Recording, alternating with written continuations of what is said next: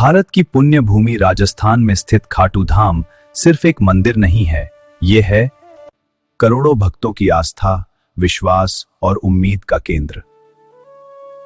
यहीं विराजमान है श्याम बाबा, जिन्हें भक्त प्रेम से हारे का सहारा कहते हैं।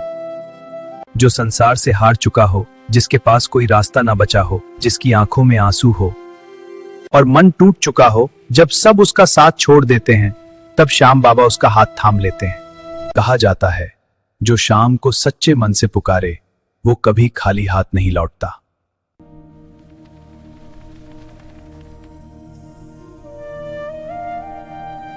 महाभारत काल में घटोत्कच के पुत्र बर्बरीक एक अद्भुत और अत्यंत पराक्रमी योद्धा थे। उनकी मां मोरवी ने उन्हें 3 अमोघ बाण प्रदान किए थे, जिनसे वे पूरे युद्ध का परिणाम बदल सकते थे।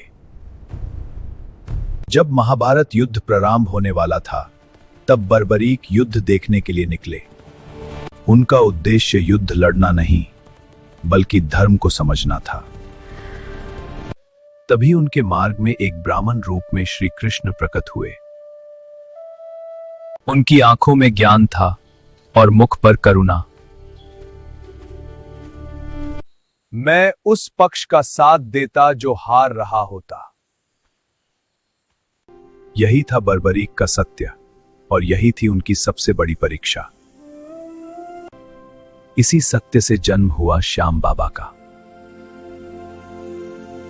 खटू श्याम जी सिर्फ एक देवता नहीं, वो हर उस व्यक्ति के लिए हैं जो जीवन में हार चुका होता है। इसलिए तो उन्हें कहा जाता है, हारे का सहारा। जय श्री श्याम।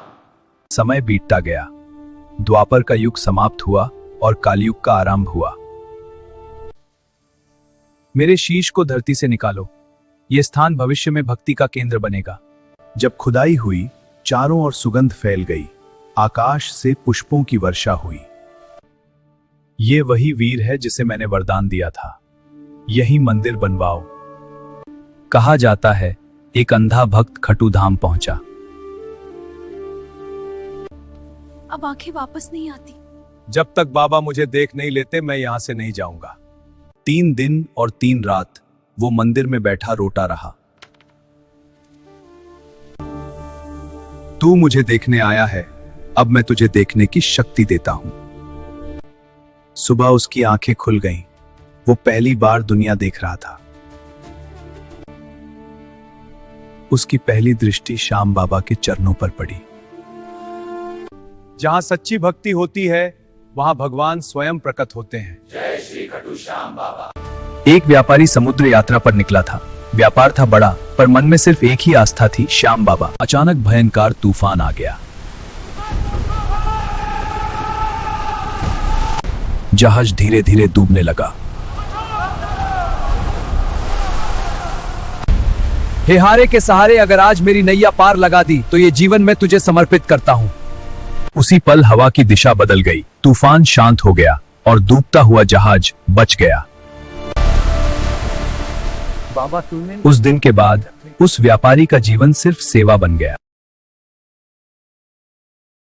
श्याम की कृपा सिर्फ एक पर नहीं होती जो सच्चे मन से आता है, बाबा उसकी भी सुनते हैं। एक दंपत्ति सालों से संतान के लिए तरस रहा था। डॉक्टर्स ने भी हाथ खड़े कर दिए थे। बाबा, अगर तू पिता है तो हमें भी संतान का सुख दे।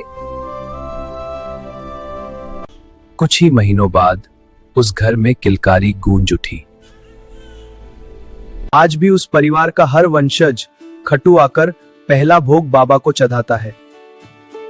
श्याम वही है, कृपा भी वही है, बस बुलाने का भाव सच्चा होना चाहिए। ये कहानी है एक ऐसे निर्दोष व्यक्ति की जिसे बिना सबूत सजा मिल गई थी। श्याम बाबा, अगर तू न्याय का देव है तो मुझे बचा ले। उस रात जेलर ने जो देखा, उस पर विश्वास करना मुश्किल था। कैदी की जंजीर खुद ब खुद खुल चुकी थी। अदालत में सच सामने आया और वो व्यक्ति निर्दोष साबित हो गया। जेल से निकलते ही उसके कदम सीधे खटू धाम की ओर बढ़ गए। भक्त कहते हैं, श्याम बाबा जिसे बुलाते हैं वही खटू पहुंचता है।